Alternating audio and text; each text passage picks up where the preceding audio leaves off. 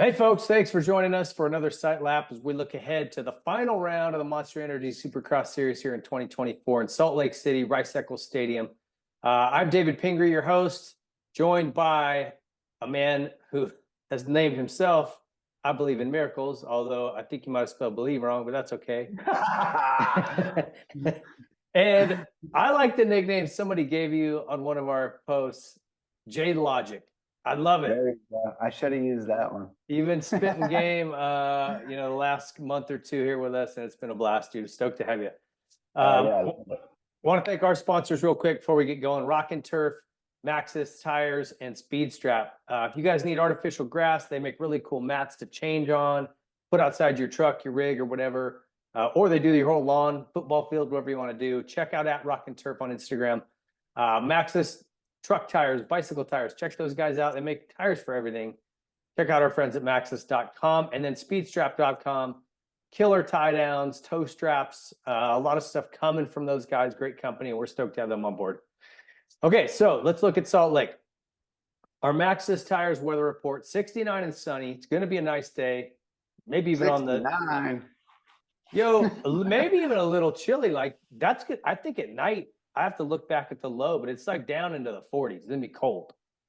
Yeah, they shouldn't have too much to deal with the night though, because they're 5 o'clock they take off. Shouldn't be too bad for them. But plus, I think a lot of people overlook we're at 4,200 feet right here, 4,600 feet or something. It's another elevation race. Yeah, and they're having kind of lately out here on the west another little blast of winter. They got a ton of powder throughout the mountains. Tahoe, I think they're in Salt Lake as well. And it's been raining all week in Salt Lake City, lots of moisture. And you actually had a chat with somebody at the track crew, right? Yeah, actually, I talked to Alex, and he said that when they showed up there, this track was muddy and it was a mess from the Monster Jam previously. But when he built the track, he said he was building it almost with like super wet dirt with mud. But once they got the track done, which it was already done by the time I talked to him, and he said the sun was already out and baking it, and it wasn't going to be like a muddy race by any means, but this means there's going to be a lot of moisture and the dirt trying to come out, which actually be good for a place like this. You want to be like almost a self-watering track. So I wonder if I'm trying to think back to what this dirt is like. I remember it being pretty hard and marbly, but it probably didn't have this much moisture in it. But do you think it'll get hard and baked, like a freaking hard crust on it, or will that moisture kind of seep out and make it kind of soft, spongy, ruddy? What do you think it'll do?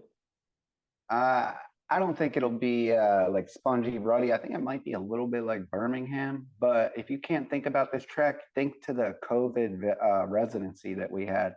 You could probably think about that, and that this is Salt Lake, so it'd probably be similar. But he says he's starting with wetter dirt this time. At Salt Lake, man, they were doing, during the residency for COVID, they were doing, it was dusty. It was dusty. Yeah. So that's what I'm saying. I don't know what it's going to be like with a ton of moisture in it with that soil. You know what I mean? It could be hard, really hard pack.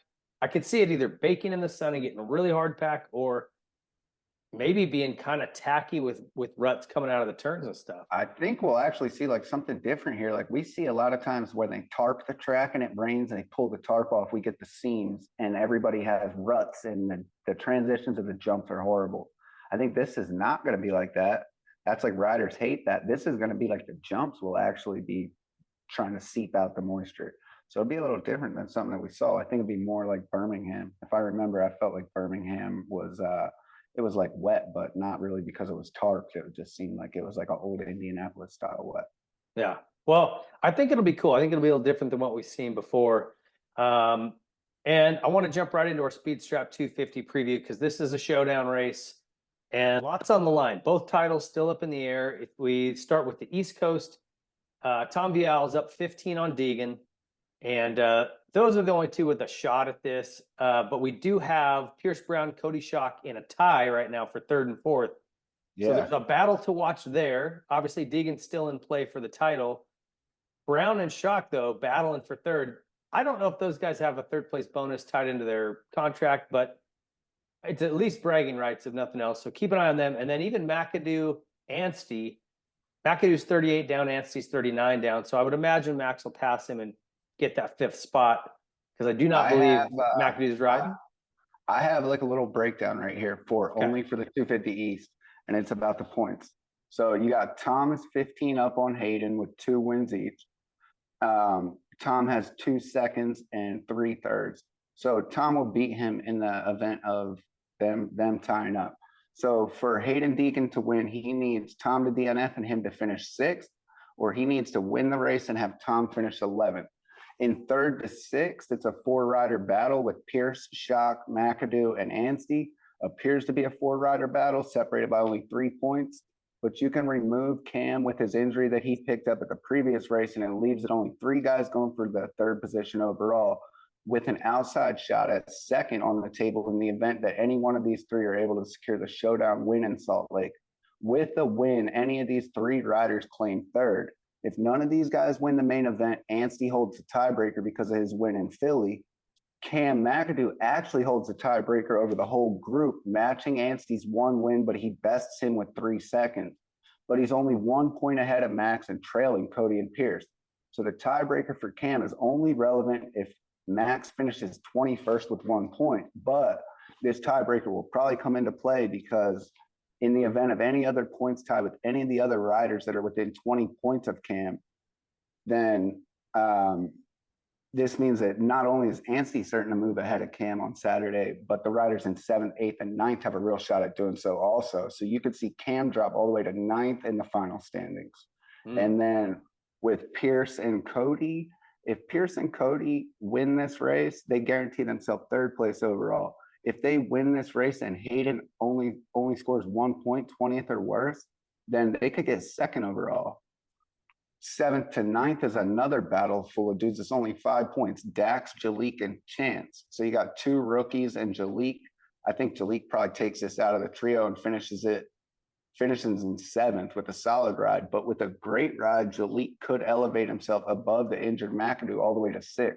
Chance and Dax could go either way, but for Chance to catapult all the way to 6th in this series, that would be a better finish than I expect he can get. Besting Dax for 8th is realistic, and with the recent dominance by Honda in Denver being back at altitude, I can't help but feel like Chance puts in a better ride than Dax and secures 8th. But that said, top 10 for any rookies, great. This championship's got some shit going. Yeah, the East Coast is wild, and I think Tom Vialle's got the momentum, but who knows? We'll see. Deegan could certainly pull something out here. He pulled last year. He pulled off a 14th here. And I mean, dude, I looked at all the competition in this. There's about 15 names of guys who he could legitimately get beat by with just a simple crash type thing. Yeah, this isn't a gimme putt for him. It's a nice, comfortable gap, but he's going to have to do some work and just put in a solid ride. No big mistakes. Yeah. The West Coast, let's look at that because this one is freaking barn burner. We got Levi Kitchen and RJ Hampshire at a tie for the lead, which, man, dream scenario for a fan. Regardless of who you're pulling for, you throw in the showdown factor. Vialle, Deegan, those guys could certainly beat both of them given the right scenario. Although, in my opinion, I think Levi Kitchen right now is the guy. I think if you're laying down money, he's the guy you put it on. And here's why I say that. You know, we didn't know what to expect prior to last weekend in Denver. The dude gets his boot almost knocked off. He's basically wearing a sneaker the entire main event. The ribs are at least have to be sore. I mean, I don't care if you separated them, bruised the tissue, or have a fracture. Like they're hurting. They're bugging you a little bit to some degree. And my man still kept RJ behind him. And RJ was doing everything he could. I don't care what he says. I mean, you and I both watched all those little mistakes. He was pushing. Yeah. And good on him to keep it on 2 wheels and you know, not go over the top. But RJ was trying. Don't let him fool you. So to me, you put 2 solid boots on Levi Kitchen. Man, I don't know. I just think the momentum's going his way right now. Now, having said that, you dropped a little something on us this week about Nate Thrasher. And hit on RJ, and I was kind of like, gosh, it was pretty aggressive. Like, that's so weird. And then we see some chatter this week. And again, we're not a breaking news source. We don't dive into that muck pond, but lots of good talk out there that Mitch has been talking to Nate Thrasher. And maybe there's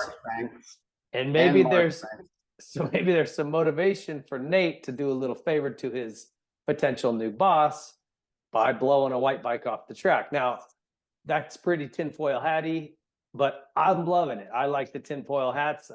Usually they end up just being true a few months down the road. So, what are you making of this? So, Kitchen and Hampshire are tied.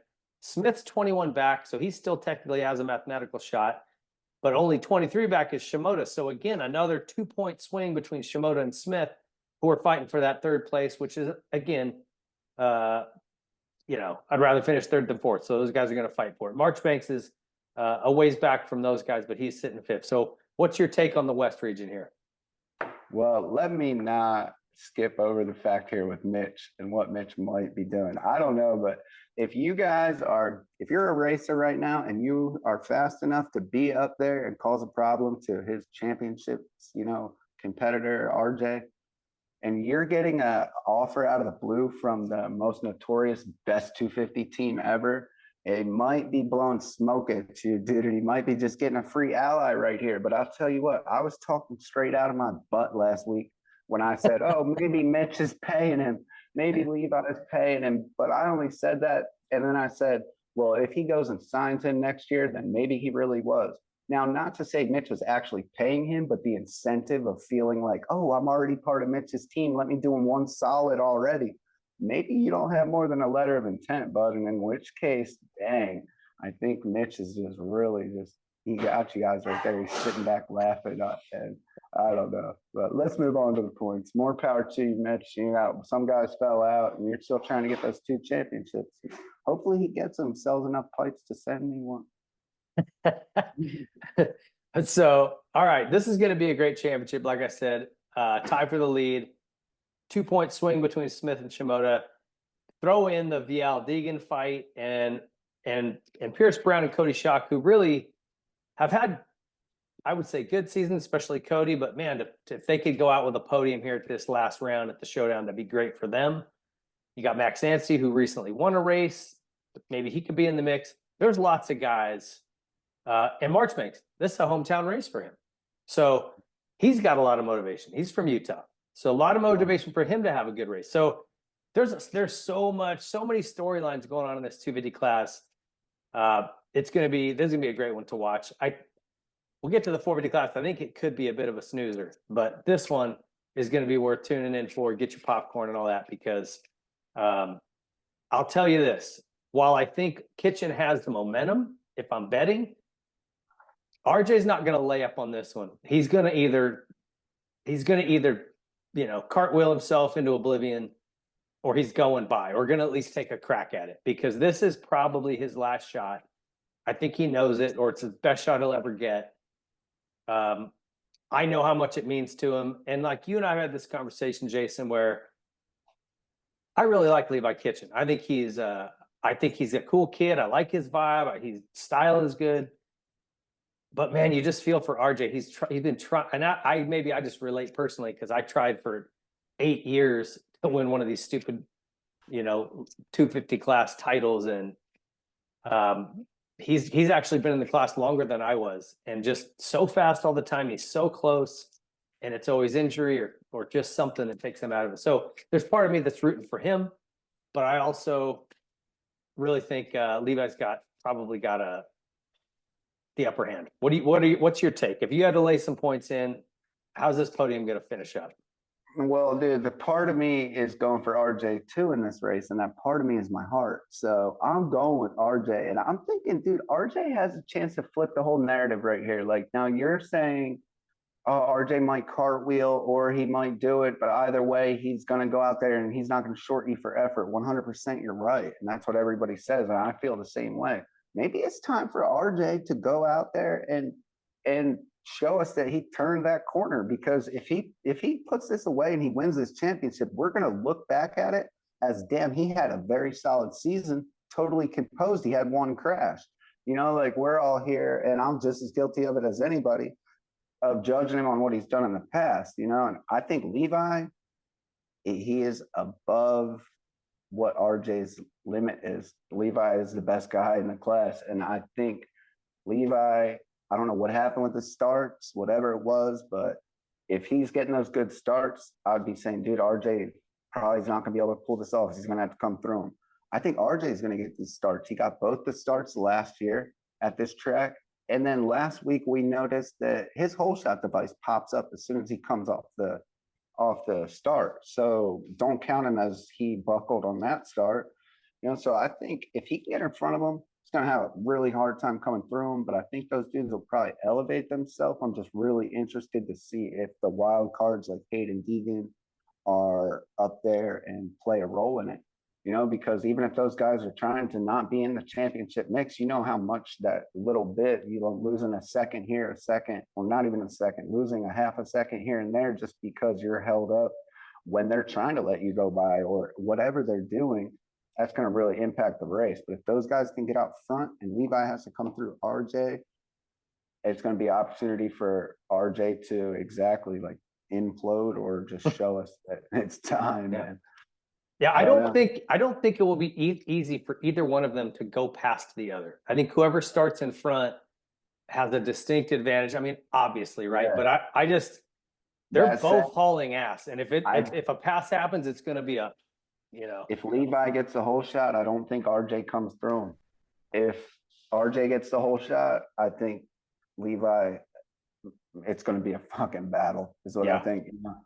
I don't know. I just think Levi, he looked good enough last week that he's only going to look better this week. Whatever the speculation is on his ribs, anything, if it was hurting him at all, which it looked like it was, it's not going to hurt him as bad this week. That's not good for RJ. His boot's going to be buckled this week. That's not good for RJ. That's not good. Probably a little zip tie or whatever they got to do. He has like 6 or 7 of these makeshift teammates out there now. Marchbanks, the man child, like what a good guy to recruit, Mitch. He's the biggest dude out there. Like, heck yeah. Mitch is just hiring. He hires Vince Freely, puts him back in the 250 class. Yeah. Or Juice Lanso. Hey, Juice Lanso, if you got a call that you're going to ride for Mitch next year, it's a hoax, buddy. He just wants help. All right. Well, it's going to be a great race on that one. Let's bump into the Rock and Turf 450 preview. And look, I got Jett winning this one and walking away and added some more points to the thing. I just don't see ET hasn't had it. The only guy, in my opinion, that can give him any smoke this weekend is going to be Sexton. I think that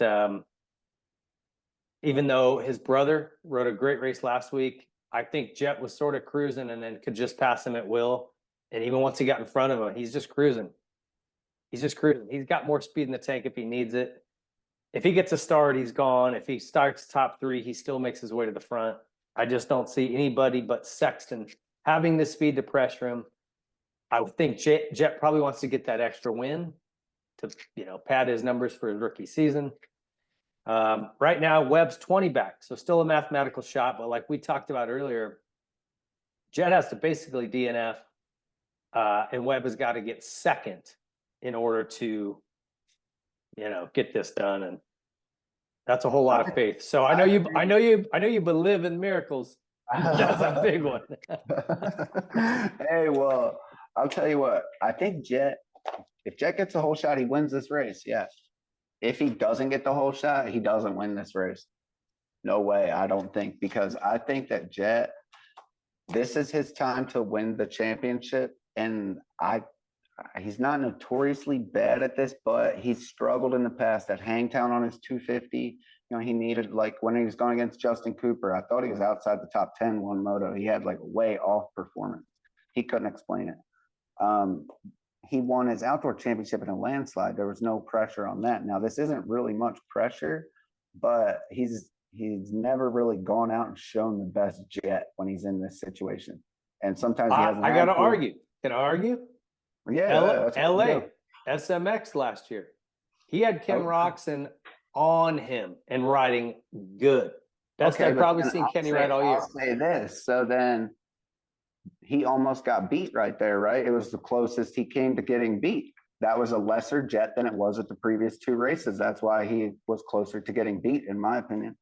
Okay. Like he still might be above these guys, but it's like he backs it down, at least in the past. Like he's never really been like you have to go out there and win this race, and he failed that.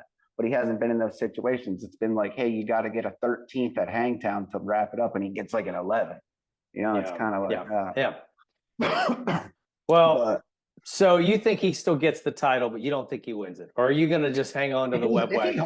If he whole shot, no, I'm sorry to say this, but I don't even think, I think Coop is there and he's circulating the track. And when he sees that Jett made it to the main event and he's in there, he did damn near 99% of what he can do. And he's not going to be a factor in this race. Ain't no fucking way.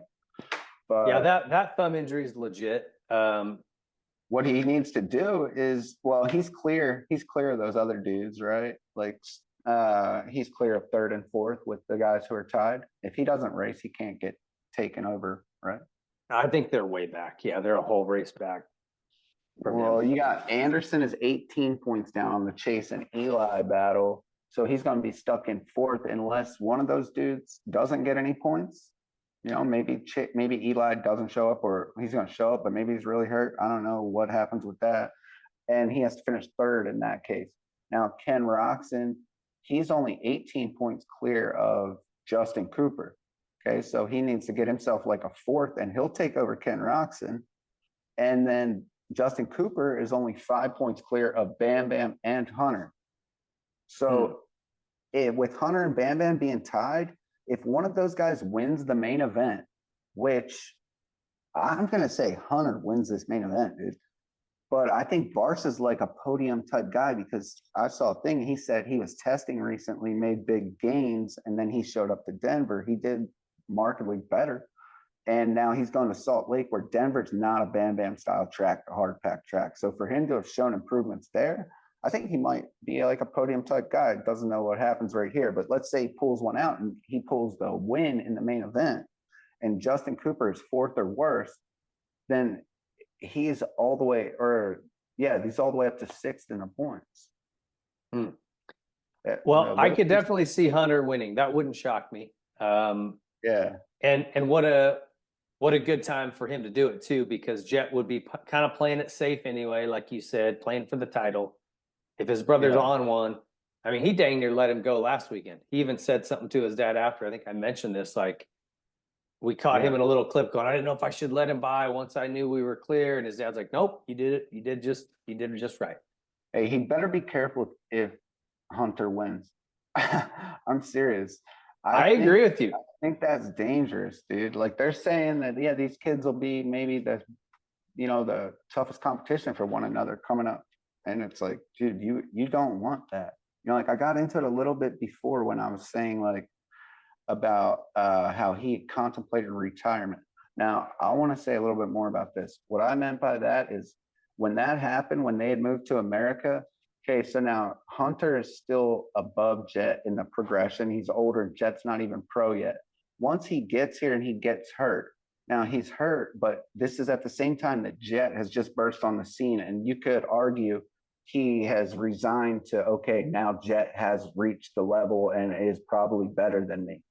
This is why when he's hurt and having these issues, he's actually thinking about like, should I stop racing? Now, what I meant by that was like, that was not stupid, but if he didn't have a brother and wasn't dealing with that and like the inner conflict with that, he wouldn't be thinking about possibly retiring. You know what I mean? So for him to have like taken that fight on in a sense and said like, okay, I'm gonna come back and then still now have a goal of like getting to my brother's level.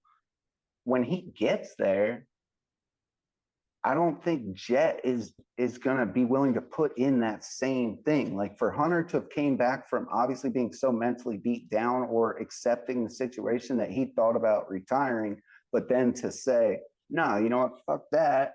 I'm going to just keep grinding and I could be as good as Jett. Now, when he does that, if he does that and it's been better than Jett, it's going to take a serious like heart from Jett to want to get back into that fight and try to go against his brother. You know what I mean? It could be dangerous. I agree with you 100%. And I think this dynamic is weird anyway. I don't think we've ever seen two brothers, the Alessis, the Tedescos, the Volans. You can go back. There was never two there was always one that was better than the other by a pretty significant margin, right? Like one always beat the other one. Yeah. This would be the first time you see a guy look like he's going to be the guy, and then Hunter comes up. If he can match him and beat him, that's a weird dynamic. And like how that they're a super tight knit family, which I love, but I don't know, man. I don't know how that doesn't get weird out on the track when you both want to win, and it's like, how hard are you going to bump into each other? How, you know what I mean? Dude, I watched the recent interview of his dad talking, and I gotta say, dude, I was I like hating on Jett for the 72 comment that he made, right?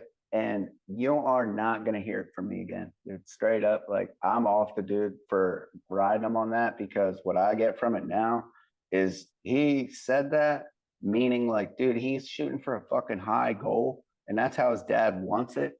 And like I'm thinking, like, that's so stupid though to say that. And then his dad says, oh, it's like telling your kid who's never worked a day in his life, oh, don't go get a job, son, because you never worked a day in your life, you know? Like, and then I read more where Jett says, dude, he even backpedals on it, you know? So it's like a lot of people are hating on him for this. And I'm one of them, but I'm off of it, dude. Unless I hear him say it again, then you got to just understand that this dude does dozens and dozens of interviews, and then they're gonna clip this. I don't know. I'm with him. I Well, love that look, interview. That's inspiring. I never hated on him for it because I think when you are winning as much as he is, what are your goals? I mean, he's won every championship he's entered since 21 or whatever, you know, like, Yeah, so dude, he's why won like 5 straight. why would his goals be any less than that? It's like, okay, I've won this title, I've won this, I won that. What's next? I want to win this supercross title, and then what? Then it's like, all right, how many wins can I get? 72, let's go. I'm going for it. I might not get there. He wasn't going like, oh, I'm gonna blow that record. He was just saying, I'm going after it. And good, like he should, right? Yeah, I didn't take it that way. And I know he gets a lot of hate for it. And I think people just like to hate a guy that's winning. Shoot, Ricky took a lot of heat when he was winning everything. Jeremy took heat, you know, for a minute when he was winning stuff. And then people come back around. Reedy, when Chad Reed started winning, I was one of them. I'm like, this guy's cocky, man. He's arrogant. But then he grows on you. You figure out, you know, you start to appreciate how driven and determined he is. And you go, okay, I like this guy. And he figures out the media, when to say things, when not to say it. And Jett's learning that. He's already, I think, he's good, man. Like when he gets on camera, he knows what to say. He typically does a really good job. For a kid his age, came by a beer, but this kid's a pretty dialed in an interview. So, and like, let's be real, well, not all, like, we're not always doing this, but like people are watching him just dying for him to do something dumb and stupid so they can blow it up, you know? And like, I say, dude, he went through what he went through with Anderson this year when, you know, the San Diego thing, and then the Anaheim too, they all came and booed him. And then at Detroit, he shushed the crowd. Like at Detroit, that was kind of where I was like, ah, man, I had like a bad taste on Jett. But really, dude, he handled it with grace. he did. Do we remember how RC did it? Like, I mean, it was a bigger deal with RC, and we didn't even have social media, but RC made a stink like about like, oh, why is the crowd, you know, treat me like this? Remember it was pretty emotional thing when he like took out Travis in the heat race and the crowd booed him. Well, Jett took all this, and we're saying, hey, he took all this and it didn't affect him because he doesn't care what the fuck we think. It might have affected him, dude. He had a couple bad races after that. You know, it's like we don't know what he actually dealt with, you know, so I think the dude more than got his whooping for saying what he said. He got it more so. And yeah, everyone's pushing the hate. And at least in that case, I'm off of that wagon and I'm not hating on him anymore. But that said, buddy, I believe in miracles, and I'm not scared to say that he still has a shot at throwing this one away, Grando fashion. And that's why Coop's taking a trip to Salt Lake. All right. Well, we'll see what happens. Who do you think gets this ET Sexton tie?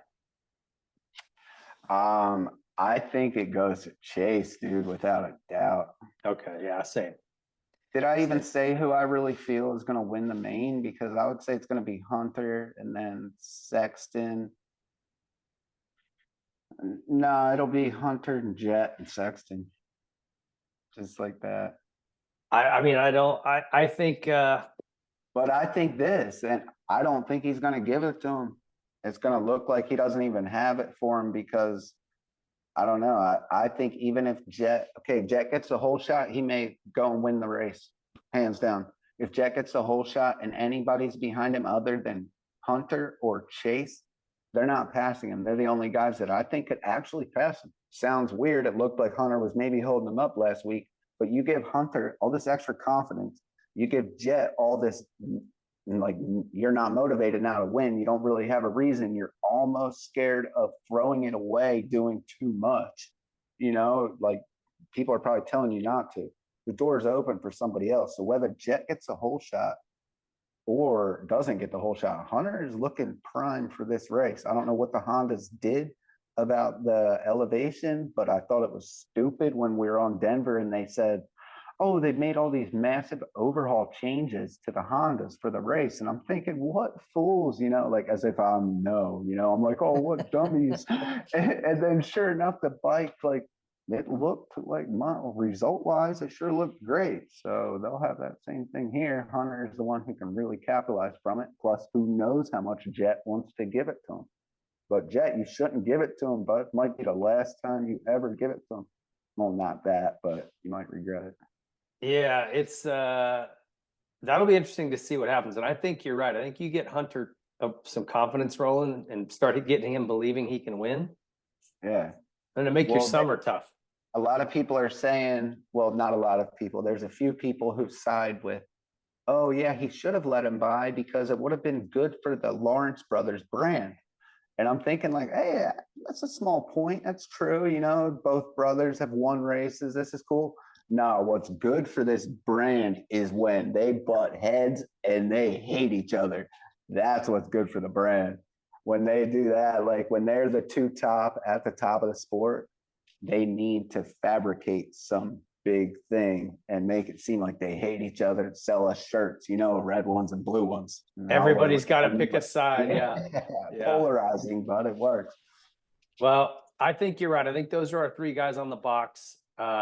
I just wouldn't count Chase out. I think he had a couple of crashes last week that knocked him out of it, but that dude is hungry. I think Chase gets this win. I think you can throw both Lawrence boys second and third. I don't know how they'll finish. Jett gets the title. I think that's where we're at, but we'll have to see, man. We're just people. I think we might get something opinions. great right here. We've had some good stuff happen at this stadium before in Salt Lake. Like, let's say 2003, it was RC, Ferry, and Reed. Whatever happened, they got into it, and then Reedy just flattened RC and busted his lip right there in the last turn, took him out, and then Mathis got in it. RC was yelling at him. Then in 2009, it was Reed and Bubba going for the championship, and Kyle Chisholm, the lapper, my HBI Auto teammate, he accidentally, whatever he did when they were getting lapped.